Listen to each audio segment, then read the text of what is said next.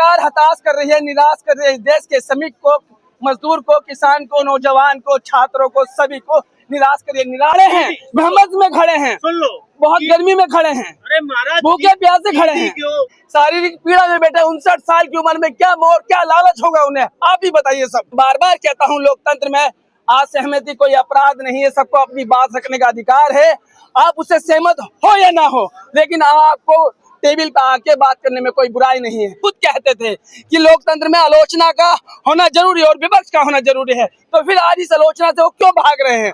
Record से देखना चाहिए, जो 13 महीने में सरकार माननी, शरीर तो खाने पीने से चलेगा, वो हंगर स्ट्राइक से कैसे मानेगी सरकार? देखिए, रामधारी सिंह दिनकर जी कहते थे, सत्य है विपत्ति जब आती है, कायर कोई दहलाती है, सूरमा नहीं विचलित होते, क्षण नहीं है एक धीरज को होते, विघ्नों को गले लगाते हैं, कांटों पे राह बनाते हैं। तो हम कांटों पे राह बनाते रहेंगे, शांति प्रिय तरीके से। 20 तारीख को भी अहिंसा का दामन छोड़ेंगे नहीं, गांधी के नारे के साथ सांसद कुछ करेंगे। ये बातें किताबों में अच्छी लगती है, जमीन पे खड़े हैं, जमीन पे खड़े हैं, भ्रमत में खड़े हैं, सुन लो, बहुत गर्मी में खड़े हैं, अरे महाराज भूखे प्यासे खड़े हैं। कोयल गंगा को बचाने के लिए आमरण अनशन पे उनकी जान चली गई, लेकिन सरकार ने एक जरा सा सुध नहीं ली। मेरी बात सुनिए, यही बात मैं कह रहा हूँ कि लोकतंत्र में अहंकार नहीं, संवाद होना चाहिए, सबको अपनी बात रखने का हक होना चाहिए। प्रधानमंत्री श्री नरेंद्र मोदी खुद कहते थे कि लोकतंत्र में आलोचना का होना जरूरी है और विपक्ष का होना जरूरी है, तो फिर आज इस आलोचना से वो क्यों भाग रहे हैं?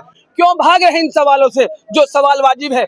कोई सोनम वांगचुक या अभिजीत दीपके और तमाम लोग ये तो नहीं कह रहे लुटियन दिल्ली में 200 गज का प्लाट दे दो, राज्यसभा की सीट दे दो, कोई मंत्रालय दे दो। वो कह रहे हैं कि इस देश के छात्रों को, युवाओं को, नौजवानों को उनको न्याय दे दो, उनके साथ हुई जास्ती का उसकी जस्टिस कर दीजिए, आप नैतिक जिम्मेदारी लेते हुए इस्तीफा दे दीजिए। राजनाथ सिंह कह रहे हैं कि इस सरकार में इस्तीफे नहीं होते। ये पुरानी बात है, समझ लीजिए, पुरानी बात है। डॉक्टर राम मनोहर लोहिया कहते थे जब सड़कें खामोश हो जाएगी तो संसद आवारा हो जाएगी, और हमारी जिम्मेदारी है कि हम संसद को आवारा ना होने दें। बीजेपी के अध्यक्ष कह रहे हैं कि हमारे कार्यकर्ता निपट लेंगे कॉकरोच जनता पार्टी के लोगों से। तो ये बात हिंसा को बढ़ावा देती है। जिस तरीके से भारतीय जनता इतनी बड़ी पार्टी होने के बाद इतनी छोटी बात कर रही है, उसके बड़े लीडर इतनी छोटी बात कर रहे हैं, नहीं करनी चाहिए।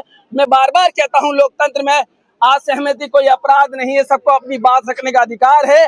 आप उससे सहमत हो या ना हो, लेकिन आपको टेबल पे आके बात करने में कोई बुराई नहीं है, और ना ये कोई आपसे जमीन जायदाद मांग रहे हैं।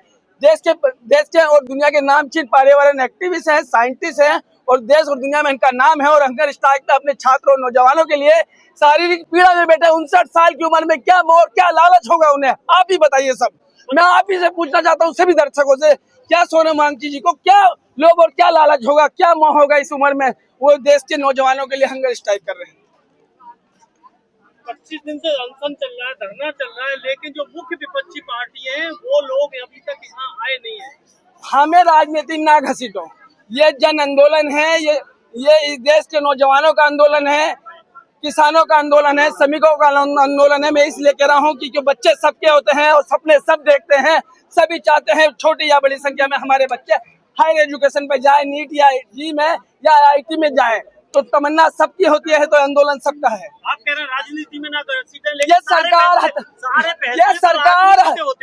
ये सरकार हताश कर रही है, निराश कर रही है देश के श्रमिक को, मजदूर को, किसान को, नौजवान को, छात्रों को, सभी को निराश कर रही है।